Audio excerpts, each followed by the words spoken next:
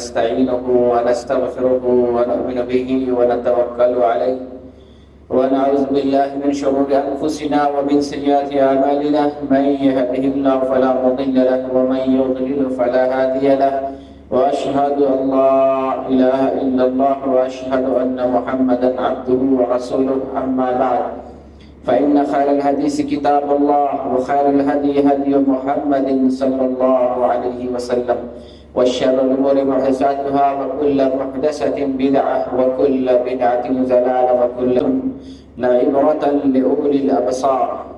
وقال تعالى في موضع آخر ومن آياته أن تقوم السماء والأرض بأمره. ہر قسم کی بڑائی، تعریف و توصیف ایک اکیلی ذات اللہ کے لیے ہے جو زمین و آسمان کا تنہا خالق اور مالک ہے، جو کائنات کا نظام چلانے والا ہے.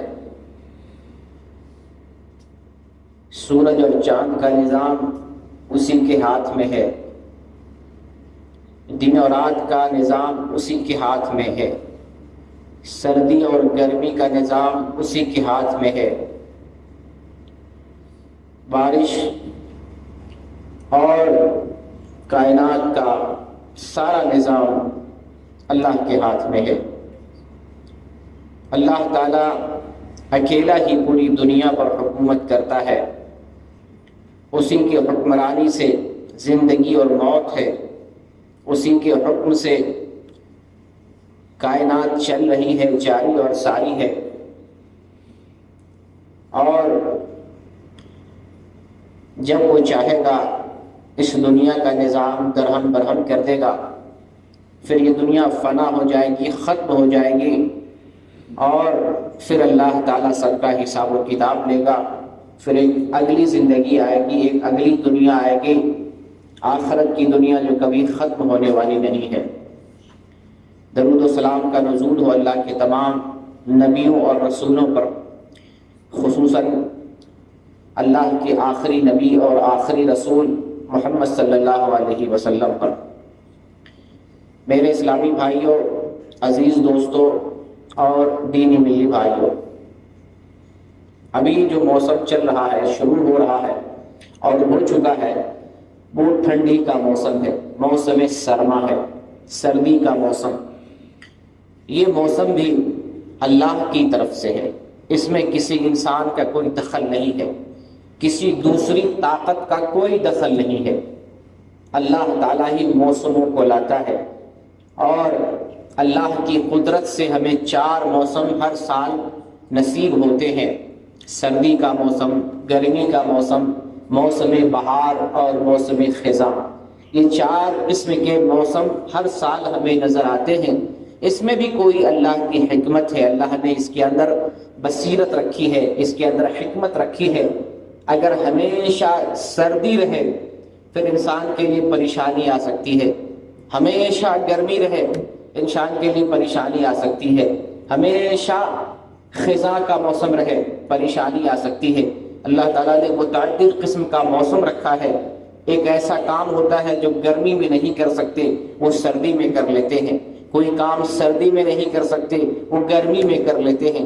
تو اللہ تعالیٰ نے دنیا میں جو چیز بھی بنائی، سردی اور گرمی، یہ بھی اللہ کی مخلوق ہے. اللہ تعالیٰ نے کسی بھی چیز کے اندر کسی بھی چیز کو بغیر مقصد اور بغیر حکمت کے پیدا نہیں کیا. سردی اور گرمی کو بھی اللہ تعالیٰ نے حکمت کے ساتھ پیدا کیا. یہ بھی اللہ کی مخلوق ہے اور اللہ تعالیٰ نے اسے پیدا کیا ہے. تو یہ سردی اور گرمی بھی اللہ کی جانب سے ہے.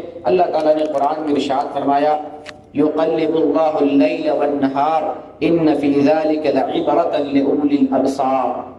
بے شک اللہ تعالیٰ ہی دن اور رات کو لاتا ہے. دن و رات کو لانے والا، الٹنے والا، پلٹنے والا یہ صرف اللہ ہے، اللہ کے علاوہ اور کوئی نہیں. اندھیرا لانا، اجالا لانا، صبح لانا، شام لانا، سردی لانا، گرمی لانا، بارش لانا، یہ سب اللہ کی قدرت اور اس کے اختیار میں ہے. اکیلا تصرف کرنے والا ہے کائنات میں. پوری دنیا کے اندر جو بھی تغیر ہوتا ہے، جو بھی کام نظر آتا ہے، جس طرح کا بھی آپ کو اندر کائنات میں آپ کو تبدیلی نظر آتی ہے، سب اللہ کی طرف سے، سب اللہ کی طرف سے ہے۔ تو اللہ تعالیٰ ہی رات کو لاتا ہے، دن کو لاتا ہے، اور پھر اس رات اور دن کے لانے میں، الٹنے اور پلٹنے میں سمجھنے والوں کے لیے، غور و فکر کرنے والوں کے لیے نصیحت ہے۔ اس رات و دن کے آنے اور جانے میں اللہ نے نصیحت رکھی ہے ان لوگوں کے لیے جو نصیحت لیتے ہیں، نصیحت پکڑتے ہیں۔ اور پھر اللہ تعالیٰ نے سورہ روم کے اندر ارشاد فرمایا ہے وَمِنْ آيَاتِهِ أَن تَقُومَ السَّمَاءُ وَالْأَرْضُ بِأَمْرِهِ، کہ یہ جو زمین ہے اور یہ جو آسمان ہے اللہ کے حکم سے قائم ہے۔ زمین اور آسمان جو اپنی جگہ پر قائم ہے، یہ زمین ثابت ہے، آسمان بغیر حرکت کے، بغیر سدون کے اپنی جگہ قائم ہے، یہ اللہ کے حکم سے، اس میں کسی کا کوئی دخل نہیں، کسی ولی کا، کسی پیر و مرشد کا، کسی انسان کا، کسی جن کا، کسی فرشتے کا، کسی کا کوئی اختیار، کوئی دخل نہیں۔ تنہا تنہا اللہ کے حکم سے یہ کائنات، یہ زمین اور آسمان اپنی جگہ پر ٹکی ہوئی ہے۔ تو یہ جو کائنات کے اندر سردی اور گرمی کا موسم ہے، اور خصوصاً ابھی جو ہم سردی کے موسم سے گزر رہے ہیں، اس موسم میں ہمارے لیے کیا نصیحت ہے؟ اس موسم میں ایک مومن کو کیا فائدہ ملتا ہے؟ اس موسم میں ہمارے لیے کون سی چیزیں ہیں جن کے متعلق ہمیں غور و فکر کرنا چاہیے اور جن سے ہمیں فائدہ اٹھانا چاہیے؟ کیا فائدے ہیں اور اس کے اندر کیا مصلحت ہے؟ سب سے پہلی چیز یہ جاننے کی ہے کہ سردی اور گرمی یہ اللہ کی طرف سے ہے، اور اس کا ریزن ہے۔ حدیث کے اندر آیا ہے، بخاری اور مسلم کی حدیث ہے، بخاری کے اندر 3260 نمبر کی حدیث ہے،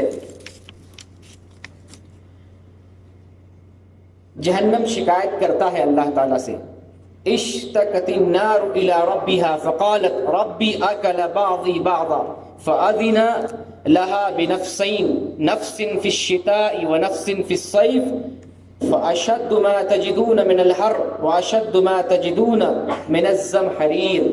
جہنم نے اللہ سے شکایت کی کہ اللہ ہمارا ایک حصہ دوسرے حصے کو کھا رہا ہے، اس سے مجھے تکلیف ہوتی ہے، یعنی جہنم ہی کا ایک حصہ دوسرے حصے کو کھا رہا ہے۔ جہنم نے ایک طرح سے اللہ سے شکایت کی، تو اللہ تعالیٰ نے جہنم کو 2 سانس لینے کی اجازت دی کہ ٹھیک ہے، اگر تمہیں جہنم میں تکلیف ہوتی ہے چلو تم 2 سانس لے لیا کرو، 2 سانس لے لو، ایک سانس ٹھنڈی کے موسم میں اور ایک سانس گرمی کے موسم میں۔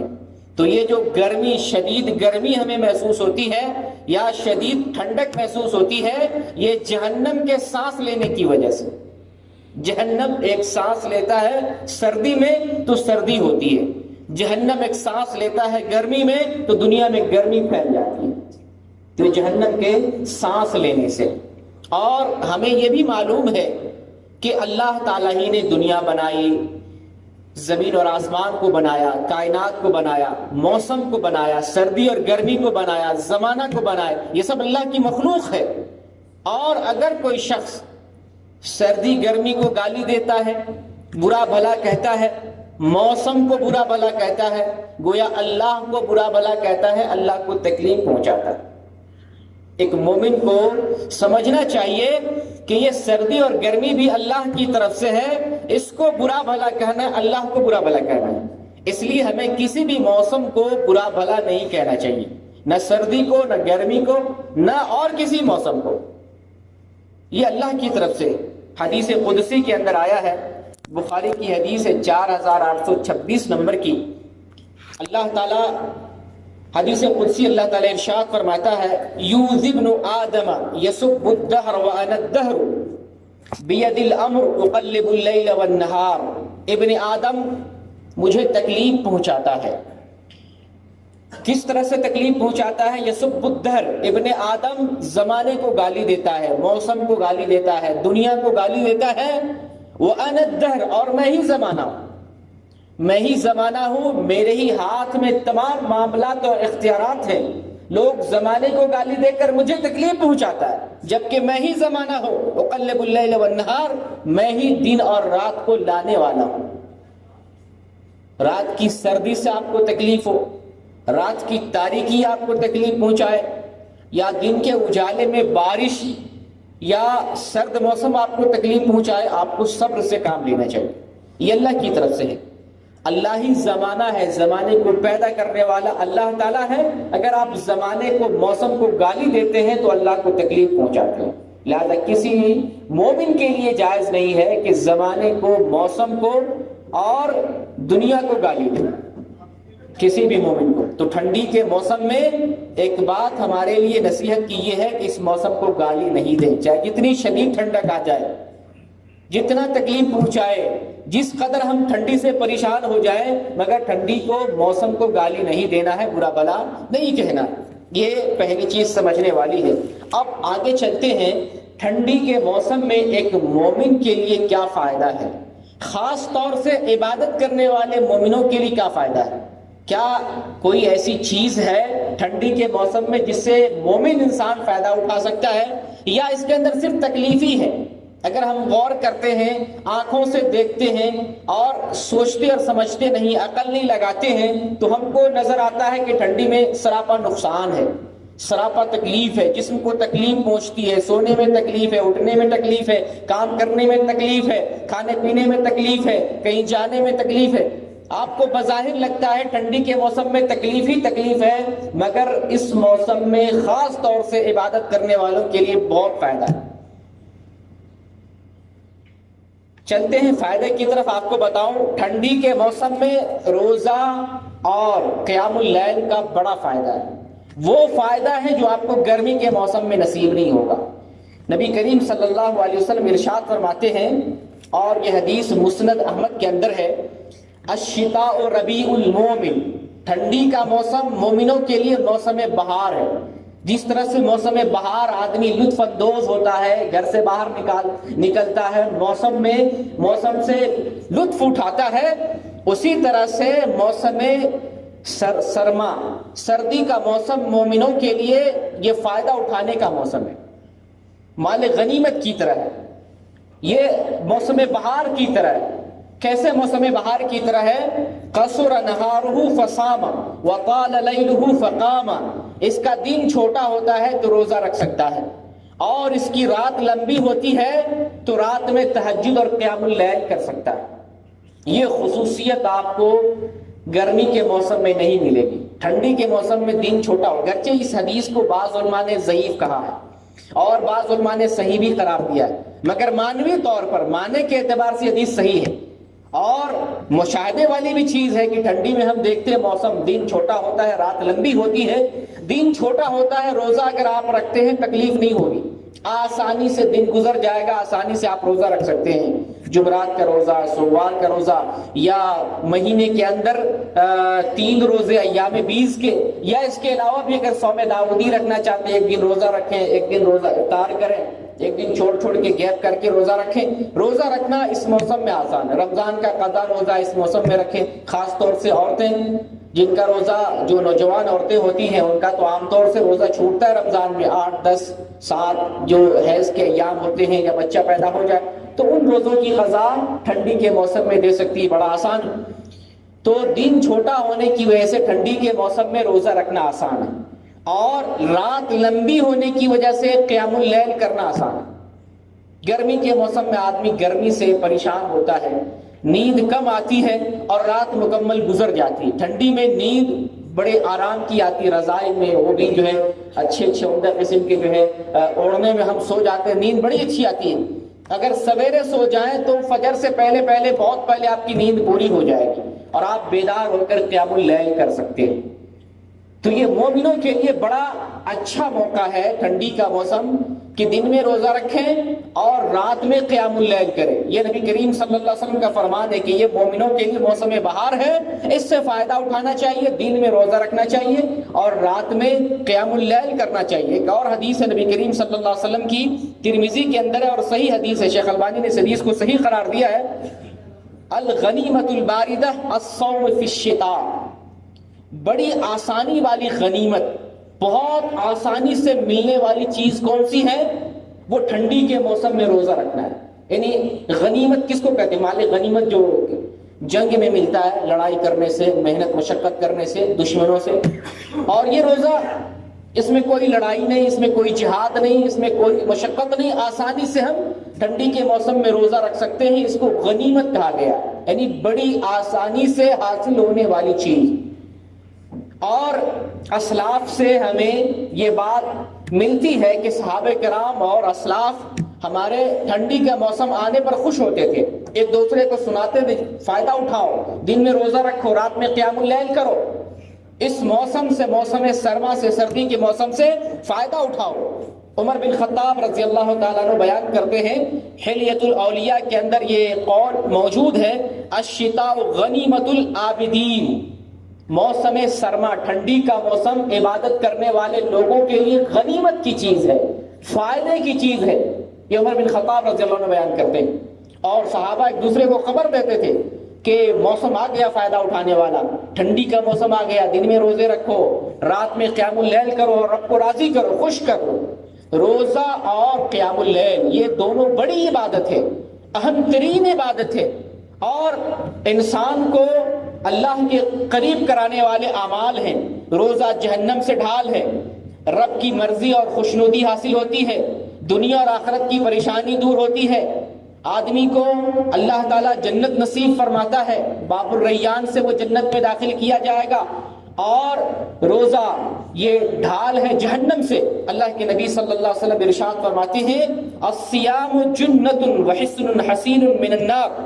یہ حدیث حسن درجے کی ہے، صحیح الجامع کے اندر موجود ہے، حدیث نمبر 3880۔ روزہ ڈھال ہے اور جہنم کی آگ سے ایک محفوظ قلعہ ہے، یعنی ایک ایسا قلعہ ہے روزہ کہ جہنم میں آدمی جا ہی نہیں سکتا، اس قلعے میں محفوظ ہو جاتا ہے۔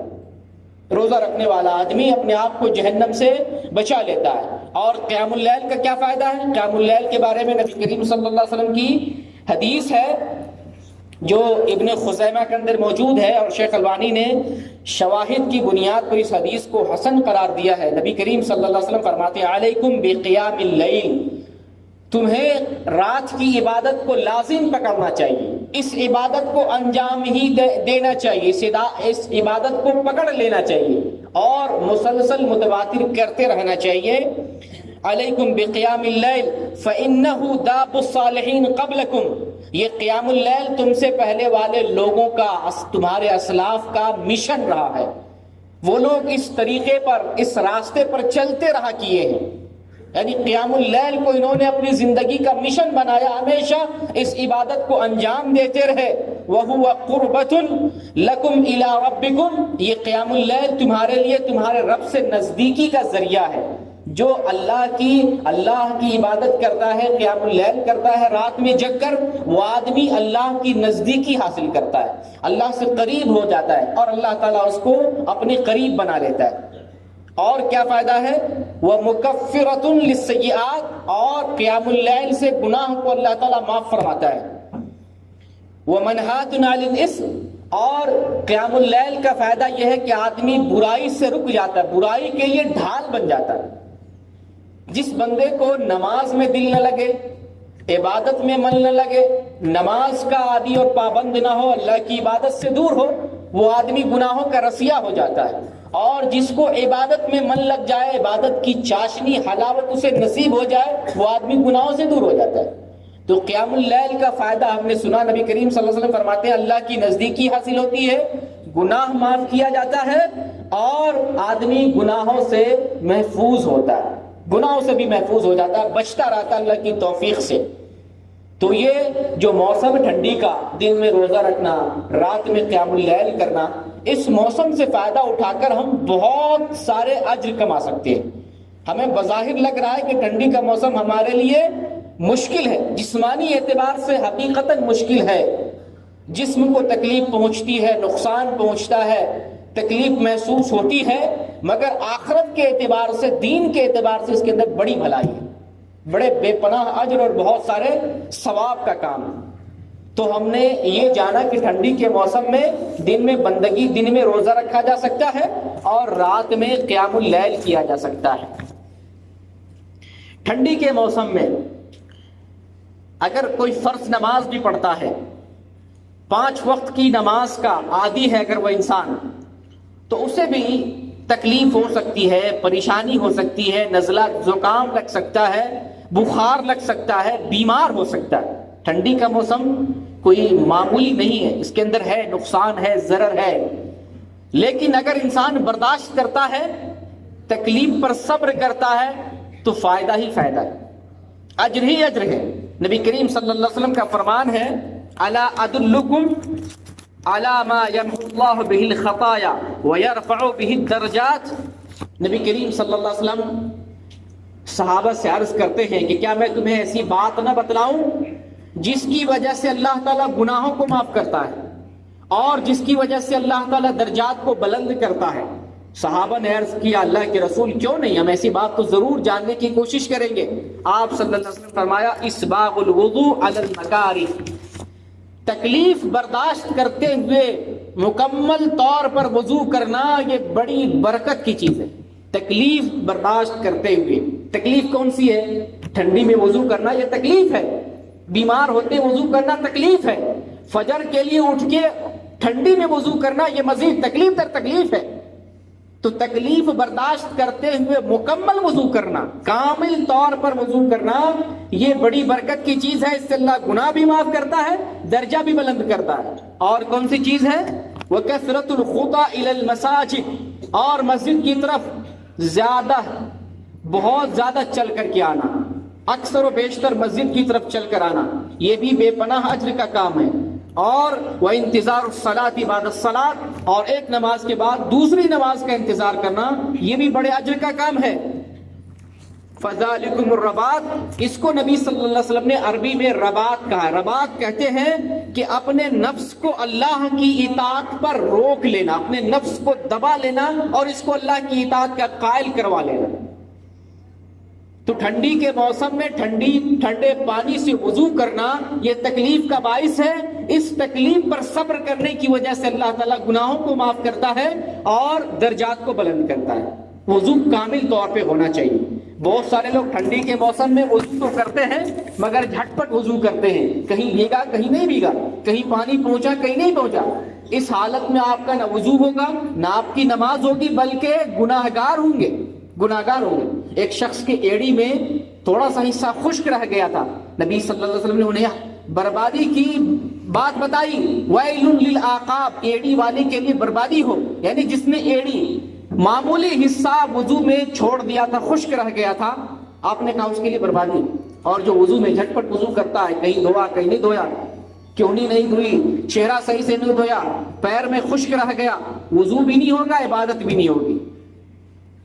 تو ٹھنڈی کے موسم میں خاص طور سے اجلت کی وجہ سے پانی ٹھنڈ ہوتا ہے، آدمی جلدی جلدی جھٹ پٹ وضو کرتا ہے، بھاگتا ہے۔ غسل میں بھی یہی عالم ہوتا ہے۔ تو صحیح طریقے سے ہمیں وضو کرنا چاہیے۔ اور اللہ تعالیٰ نے دین آسان بنایا ہے، بہت آسان۔ اللہ تعالیٰ نے ایک بندے کو اتنی ہی چیزوں کا مکلف بنایا ہے جتنی طاقت ہے۔ ہمارے جسم پر اللہ نے طاقت سے زیادہ بوجھ نہیں ڈالا۔ ایک کمزور آدمی ہے اتنا ہی بڑا بوجھ، ایک طاقتور آدمی ہے اس کی طاقت کے حساب سے بوجھ، ایک بیمار آدمی ہے اس کی بیماری کے حساب سے اللہ نے بوجھ ڈالا ہے۔ جسم کے حساب، طاقت کے حساب سے، حالات کے حساب سے اللہ تعالیٰ نے دین کو رکھا ہے۔ دین سب کے لیے آسان ہے۔ اگر ہم وضو کرتے ہیں، پانی ٹھنڈ ہے اور ہم نے ایک مرتبہ بھی ہاتھ کو دھل لیا، چہرے کو دھل لیا، یہ وضو میں کفایت کر جائے گا۔ نبی صلی اللہ علیہ وسلم نے ایک مرتبہ بھی دھلا ہے، 2 مرتبہ بھی دھلا ہے اور 3 مرتبہ بھی آپ نے دھلا ہے۔ ایک مرتبہ میں بھی اگر آپ کا ہاتھ، چہرہ، پیر دھل جاتا ہے، آپ کا وضو ہو جائے گا۔ یہ آسانی ہمارے لیے، لیکن دھلنا چاہیے۔ خشک رہ جائے گا پھر وضو نہیں ہوگا، خشک نہیں رہنا چاہیے۔ اور اسی طریقے سے یہ بھی ہمارے لیے آسانیاں ہیں۔ زمانہ ترقی کر گیا ہے اور لوگ ترقی کرتے کرتے بہت ساری چیزیں ایجاد کر چکے ہیں۔ ٹھنڈی میں بہت ساری سہولتیں آ چکی ہیں۔ گھر کو ہم نے گرم کر لیا، بستر ہم نے گرم کر لیا، مسجدیں ہم گرم کر لیتے ہیں۔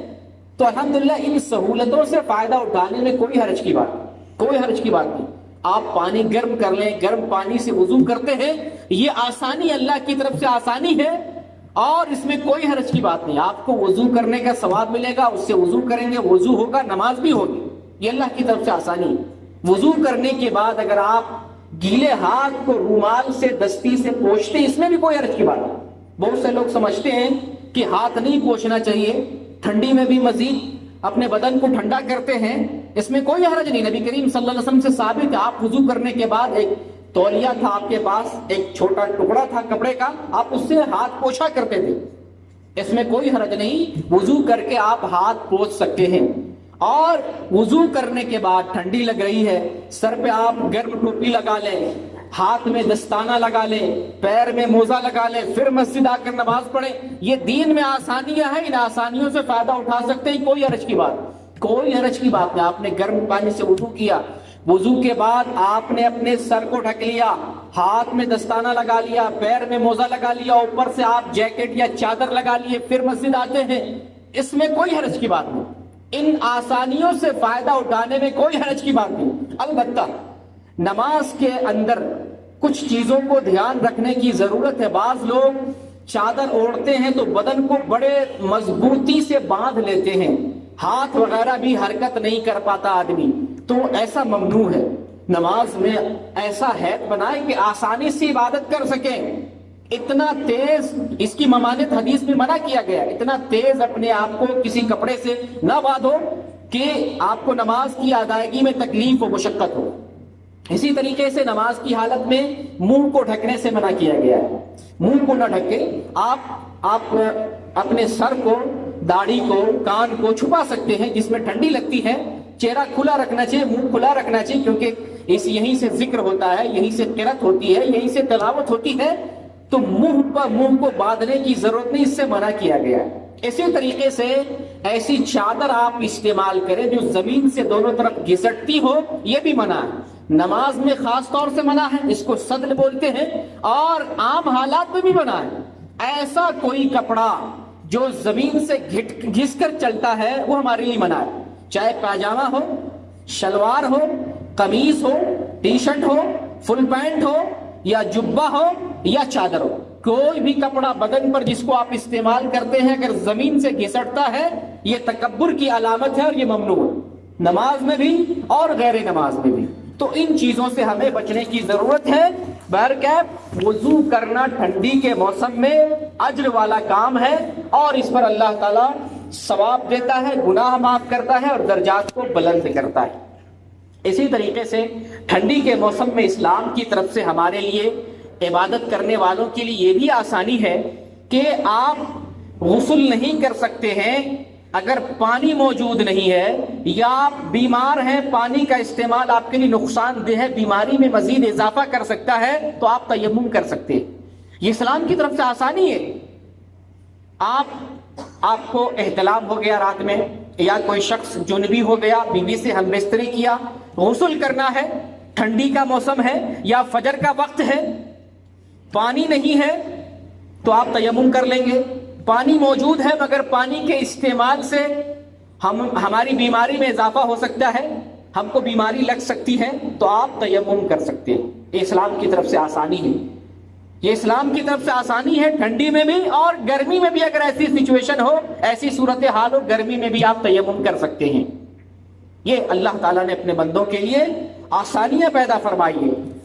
تیمم کرنے کا طریقہ یہ ہے کہ آپ دونوں ہاتھ پاک مٹی پر ماریں گے، پاک مٹی، اور اپنے ہاتھ کو، ایک ہاتھ کو یہاں کلائی تک ملیں، دوسرے ہاتھ کو کلائی تک ملیں، دونوں ہاتھ کو کلائی تک ملیں، اور چہرے پر دونوں ہاتھ کو ایک مرتبہ پھیر لیں۔ یہ آپ کا تیمم ہو گیا۔ زمین پر پاک مٹی پر ایک مرتبہ ہاتھ مارنا ہے۔ بہت سے لوگ سمجھتے ہیں 2 مرتبہ مارنا چاہیے، یہ غلط ہے۔ تو آپ پاک مٹی ہو، کنکری ہو، مٹی کی دیوار ہو، کچی اینٹ ہو، جو مٹی کا جنس ہے اس پر ہاتھ مار کے تیمم کر سکتے ہیں۔ جو مٹی کی چیز نہیں ہے آپ اس پہ ہاتھ نہیں ماریں گے، پلاسٹر پہ ہاتھ نہیں ماریں گے، برف پہ ہاتھ نہیں ماریں گے۔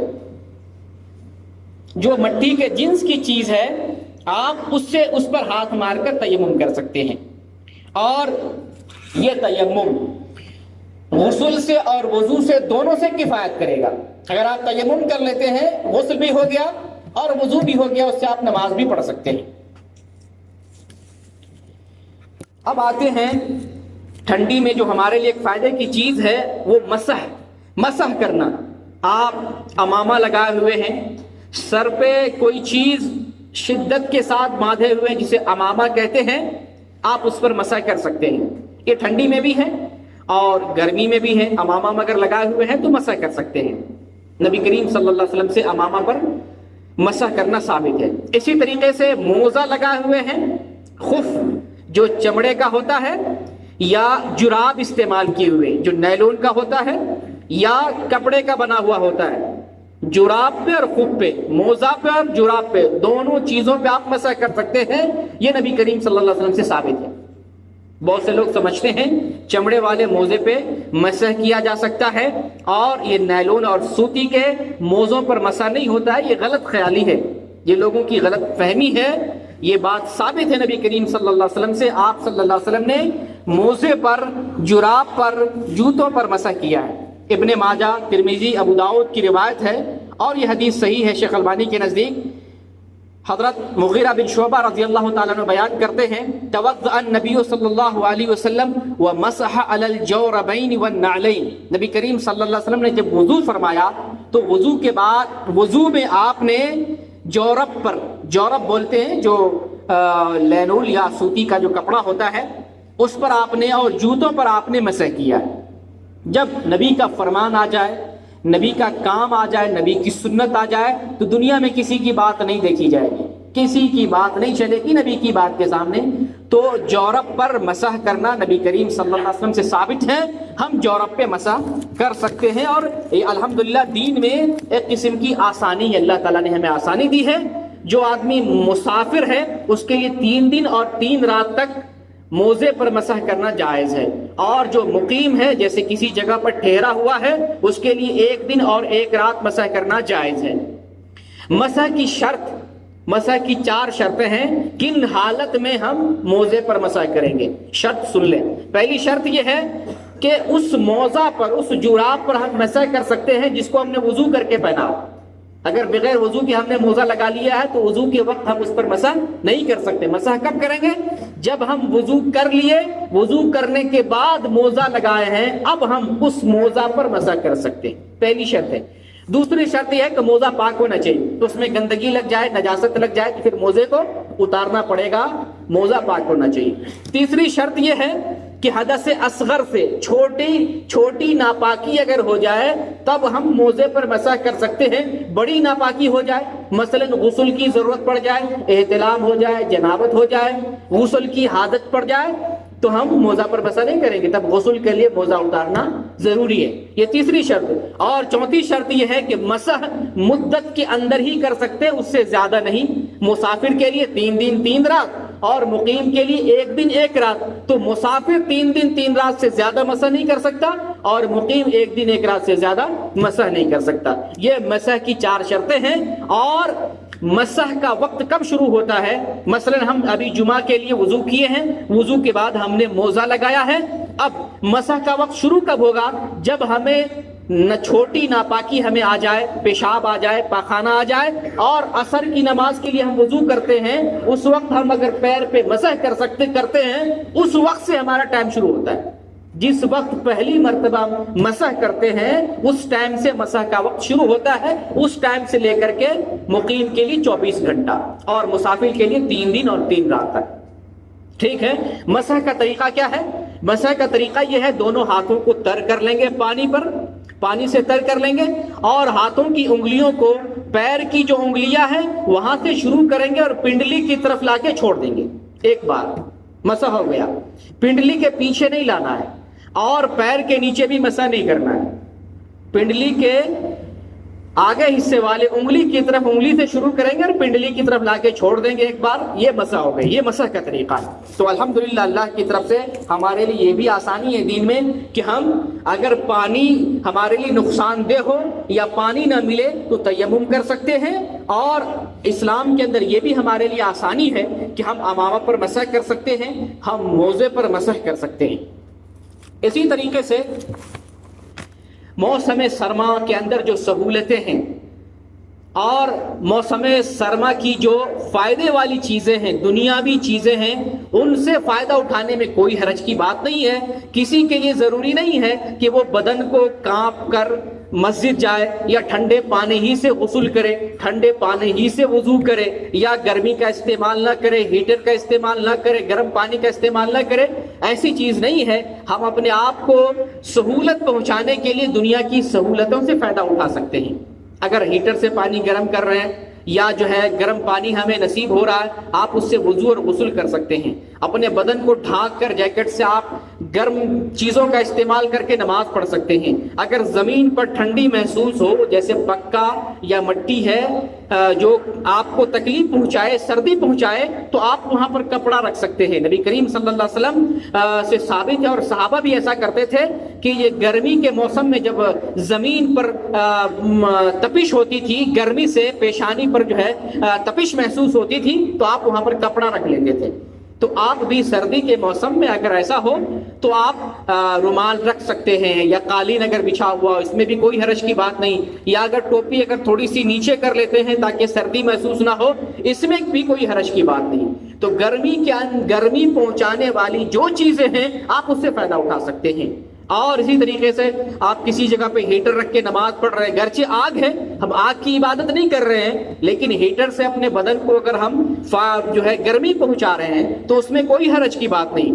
تو کہنے کا مطلب یہ ہے کہ دنیا کی جو چیزیں ہیں فائدہ پہنچانے والی، گرمی پہنچانے والی جدید ٹیکنالوجی، ان سے ہمیں اسلام نے منع نہیں کیا ہے، ان سے اپنے آپ کو فائدہ پہنچا سکتے ہیں۔ یہ اللہ کی طرف سے نعمتیں ہیں۔ اللہ تعالیٰ نے دنیا بنائی ہے اور انسانوں کو اتنی عقل دی ہے کہ انسان اپنے فائدے کے لیے ایک سے ایک چیزیں ایجاد کر رہا ہے، اور ان چیزوں کے استعمال میں ہمارے لیے کوئی حرج کی بات نہیں۔ تو سردی کا موسم جو ابھی گزر رہا ہے، اس کے اندر جسمانی اعتبار سے نقصان تو ہے، لیکن عبادت کرنے کے لیے، عبادت کرنے والوں کے لیے اس موسم میں اجر ہے، اس موسم میں بے پناہ فائدہ ہے۔ لہٰذا اس موسم کے فائدے سے ہمیں لطف اندوز ہونا چاہیے۔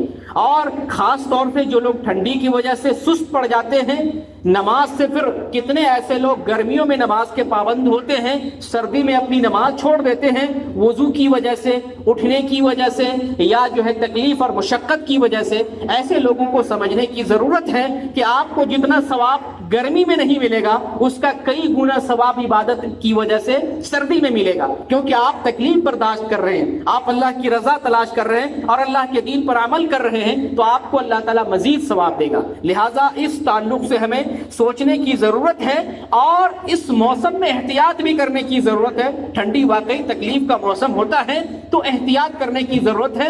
ایسا کام نہ کریں جسے سردی، زکام، نزلہ اور جسم کو تکلیف پہنچے۔ ایسی عبادت بھی اتنی کثرت سے اور اس انداز میں نہ کریں کہ آپ نقصان میں چلے جائیں، آپ اپنے آپ کو بیمار کر دیں، آپ اپنے آپ کو جو ہے ہلاکت کے دہانے پر لے جائیں۔ ایسی عبادت بھی اللہ کو مطلوب نہیں۔ اعتدال کے ساتھ رب کی بندگی کریں اور احتیاط کے ساتھ کرتے رہیں، اور عبادت کرنے کے لیے جو سہولتیں دنیا میں موجود ہیں ان سہولتوں سے فائدہ بھی اٹھا سکتے ہیں، اور اسی طریقے سے اللہ تعالیٰ سے دعا بھی کرتے رہیں، اللہ سردی کی تکلیف سے بچا، سردی کے نقصان سے بچا، اے اللہ اس موسم میں ہماری حفاظت فرما، ہمارے جسم کی حفاظت فرما، ہمارے لیے اس موسم میں عبادت میں آسانی پیدا فرما۔ اللہ تعالیٰ سے دعا بھی کرنا چاہیے اور کرتے رہنا چاہیے۔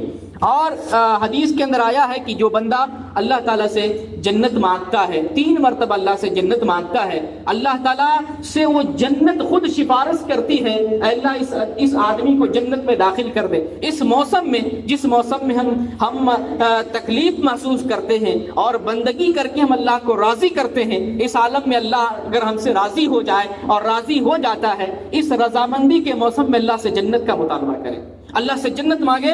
یہ سب سے بڑی اور سب سے پیاری چیز ہے۔